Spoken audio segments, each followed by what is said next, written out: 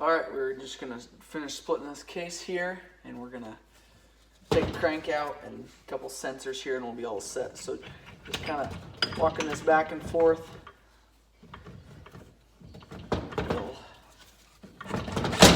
get this crank pulled up here. I try to set all the gears down on one side, that way they kind of stay together. The crank happen to stay on this side here. We've got a gear that runs through here. This is a bevel gear that runs the output shaft, so it kind of connects the crank, connects the transmission, which connects to this gear, which is the output to the front and the rear. So this gear will just slide out there. We use a rubber mallet to tap on that. This output shaft here, again, rear, front.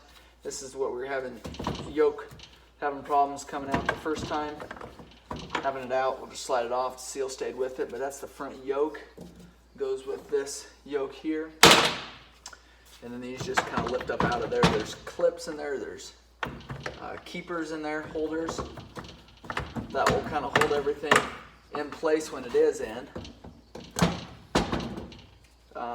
Which is, they sit in that groove there. There's one here, there's one there. That's just to keep things from sliding back and forth. Those bearings back and forth anyways. So transmission, just kind of find out what comes apart here at what point. But a lot of times if you can pull these shift fork shafts up, a lot of times that kind of frees things up. So I just pulled that up out of the case and maybe we'll just pull it out like that. That pulls those 3 forks up at once. Then you're able to get stuff like this off of there without any problems. Same way with this one, pulled up out of there. Here's the shift shaft there, or a drum there. Here's another, the main drum here. That's where the shift star sits on. So that all rides together there. We've got this shift fork here. Transmission.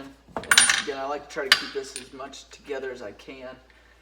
The gears that were off of, on top of this case here, we've set aside. We'll put all those together. So just trying to keep things together as much as possible so that when we're going back together, just a little bit easier. It's always a good idea to look at the microfiche anyways, or parts diagram, but these sensors here, 24 millimeter socket. We'll pull this one out. So we'll pull the crank. We'll take a rubber mallet and tap this out here, and that'll be the crankcase split on an Arctic Cat 400 manual shift.